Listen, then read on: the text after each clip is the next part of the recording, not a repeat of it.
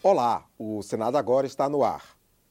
A Comissão de Direitos Humanos realizou audiências públicas em 12 estados sobre o projeto de lei que estabelece regras para a terceirização.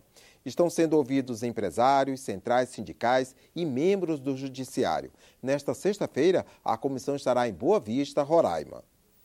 Em todo o país, são mais de 12 milhões de terceirizados. Eles recebem, em média, 25% menos que profissionais contratados diretamente pelas empresas. Durante as audiências públicas, os terceirizados defenderam mudanças no projeto que já passou pela Câmara e aguarda a votação no Senado. Eles querem, por exemplo, garantir todos os direitos trabalhistas e proibir a terceirização nas chamadas atividades fim.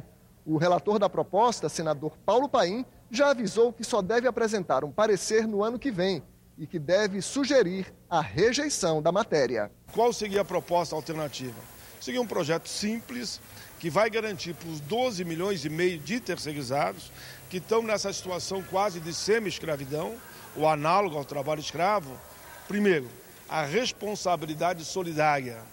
Quando o malandro fecha a sua empresa, a empresa matriz vai ter que pagar todos os direitos, encargos sociais, como manda a CLT e a própria Constituição. Segundo, mesma função, mesmo salário, é um princípio constitucional. Eles têm que ter o mesmo piso salarial daqueles da empresa matriz e também se adequar ao mesmo acordo ou dissídio coletivo. Nem a ditadura militar teve ousadia de fazer um projeto tão perverso para o universo dos trabalhadores brasileiros. Por isso, ele tem que caminhar para a rejeição. Os senadores estão em recesso até esta semana e o Senado agora faz um balanço das atividades parlamentares no primeiro semestre. No plenário, o número de sessões passou de 100, assim como de matérias analisadas. São projetos que afetam diretamente a vida de milhões de brasileiros. Ordem do dia. Vamos passar a votação do projeto, sem prejuízo das emendas. Sim, 46, não, 9 votos. Está, portanto, aprovado o projeto de lei do Senado 476. No primeiro semestre, o plenário do Senado se reuniu 124 vezes. Foram 51 sessões ordinárias, 17 extraordinárias e 10 sessões especiais. Isso além das 42 reuniões não deliberativas e de 3 sessões para debates temáticos. Ao todo, foram 154 matérias analisadas pelos senadores. E boa parte do texto aprovado aqui no plenário já virou lei.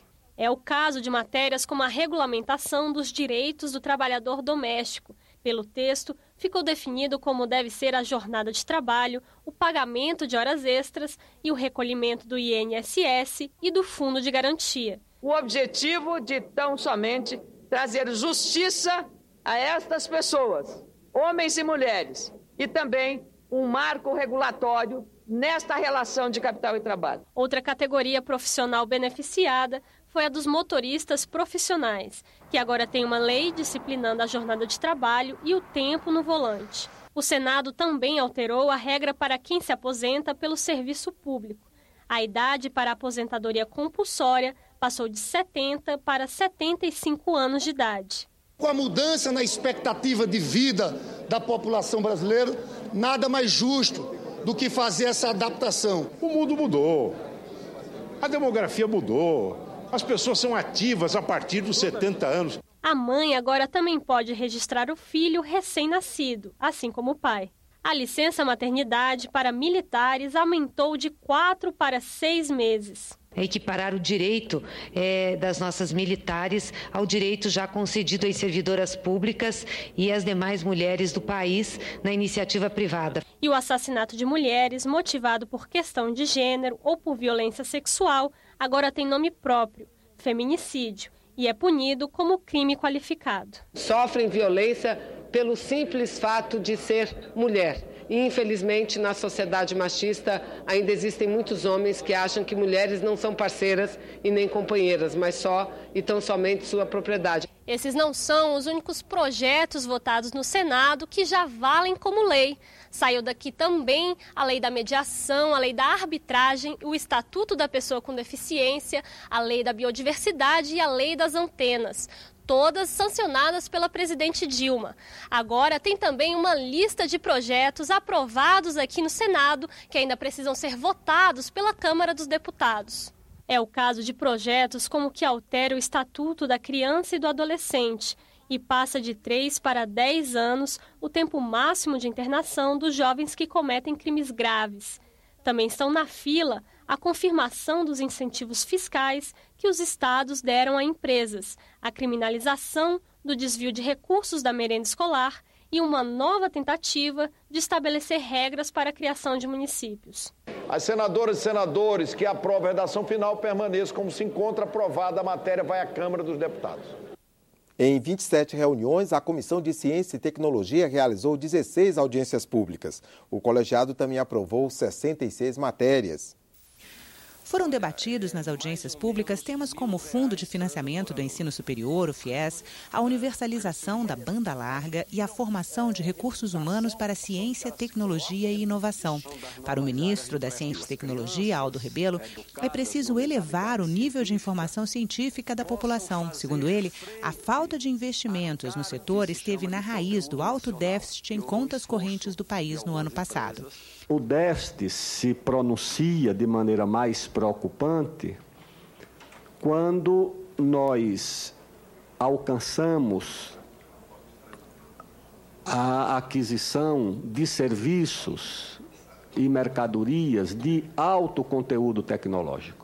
O ministro do Desenvolvimento, Indústria e Comércio, Armando Monteiro, defendeu o aumento de produtividade das empresas brasileiras e o fortalecimento do comércio exterior para que o país volte a crescer de maneira sustentável. A nossa corrente de comércio equivale a pouco mais de 20% do PIB, quando a média dos países desenvolvidos e até mesmo dos BRICS representa quase o dobro do que o Brasil faz na área de comércio exterior. Já o ministro das Comunicações, Ricardo Berzoini, disse que o governo pretende garantir banda larga de qualidade para 95% da população até 2018. O processo de desligamento de todas as TVs analógicas do país deve ser concluído também em 2018 ou quando o sinal digital alcançar 93% dos domicílios em cada município. Temos um grande desafio para esses próximos 3 anos e meio, né? Que é o desligamento da TV analógica. Como vocês se lembram, houve um leilão da banda 4G, da banda de 700 MHz, para utilização da expansão da telefonia de 4ª geração. Foram 5,8 bilhões de reais nesse leilão. Isso envolve o desligamento de todos os transmissores analógicos e a implantação da plena digitalização da TV no Brasil. Entre os projetos aprovados pela Comissão de Ciência e Tecnologia está o que garante a alíquota zero de PIS, PASEP e COFINS para as indústrias de semicondutores, componentes eletrônicos e equipamentos para a captação de energia solar. Um programa de incentivos do governo garantiu benefício ao setor entre 2007 e o início deste ano. O projeto foi encaminhado à sanção presidencial. Todo mundo está comprando aparelhos para ligar na sua TV. Todo mundo compra um aparelhozinho para fazer, por exemplo, o roteamento de Wi-Fi dentro de casa. Né? Uma placa solar não tem como captar energia se ela não tiver a célula, que é a principal captadora disso. E nós hoje estamos precisando de energia solar para superar o grave problema de hidrologia e de fornecimento de energia no país. Então vamos fazer o quê? Vamos continuar só importando, aí o custo da energia vai ficar cada vez mais caro. Então, portanto, o programa é para a gente evitar isso. A TV Senado exibe agora a 4ª reportagem da série sobre rádios comunitárias. O espectro de radiodifusão é um bem público que não se vê a olho nu.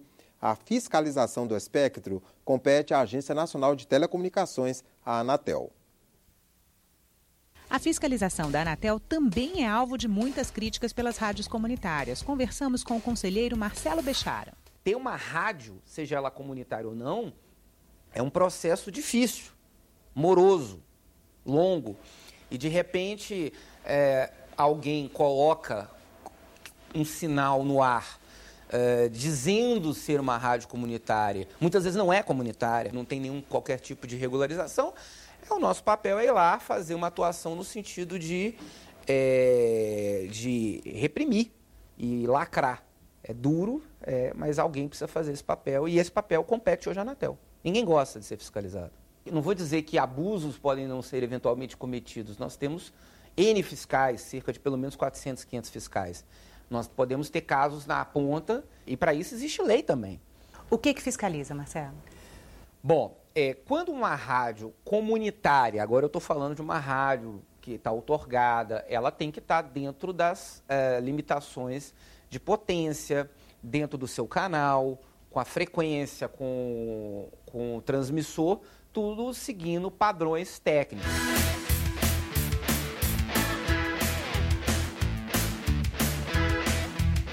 A gente veio ao Unaí, no noroeste de Minas Gerais, acompanhar uma ação de fiscalização da Anatel. Uma vistoria, uma emissora de radiodifusão, por exemplo, demanda que todos esses equipamentos aqui sejam utilizados, cada qual para uma atividade. Esse aqui é um equipamento analisador de espectro, no qual eu consigo visualizar quais os sinais estão sendo transmitidos naquela determinada localidade. Com as configurações eu consigo selecionar quais os de interesse ou não para a atividade de fiscalização. Vamos dizer que esses aqui são os olhos, né, da fiscalização. O espectro de radiofrequências é um bem público, né, administrado pela Anatel, e você não consegue ver as ondas, as frequências, né?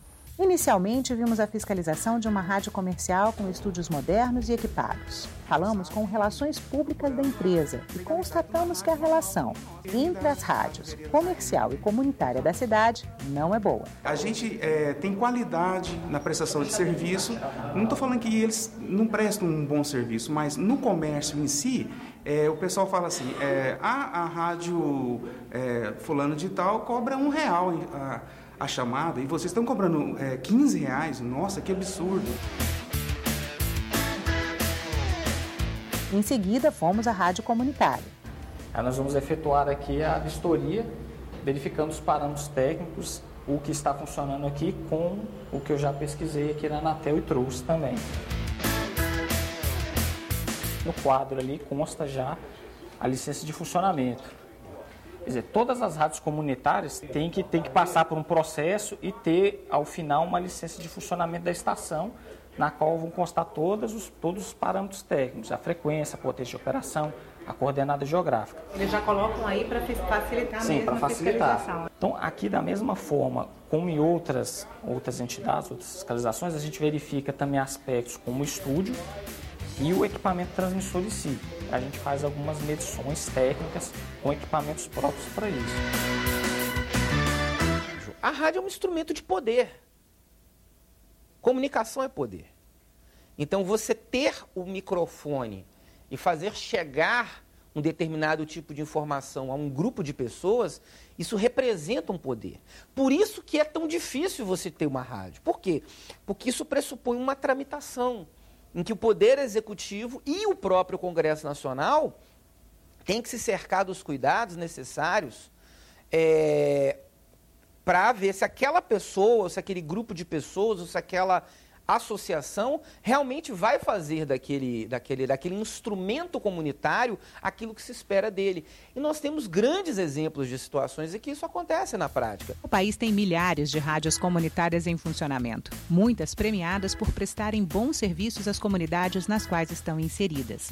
Hoje nós temos 5.000 comunidades que tiveram acesso ao seu meio de comunicação local, né? Em contraponto a uma verticalização, uma segmentação dos meios comerciais de comunicação, ou seja, aqueles que restringem o espaço de participação. Na radiodifusão comunitária fez o contrário, né? Ampliou esse espaço de participação porque tem os meios nas próprias localidades. Então ele democratizou o acesso ao meio. O Senado agora está terminando. Obrigado pela audiência e até nossa próxima edição.